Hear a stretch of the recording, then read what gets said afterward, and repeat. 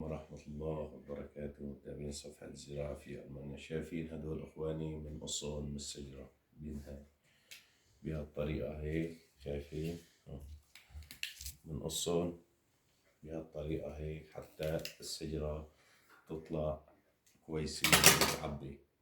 هذا بنشيله بهالطريقة هاي. شايفين هدول شلناها بهالطريقة هيك بالتراب قبل ما نزرعه بالتراب، بس يكبسونه فتطلع المي هيك. شايفين بهالطريقة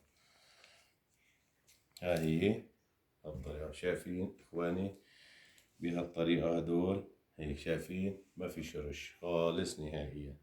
طلعوا هون كيف بصير بيضرب الشرش. شايفين هاي شروشه بيضرب شرش وبصير شجرة مثل هاي. هذا أغصان مفردة. شايفين بهالطريقة.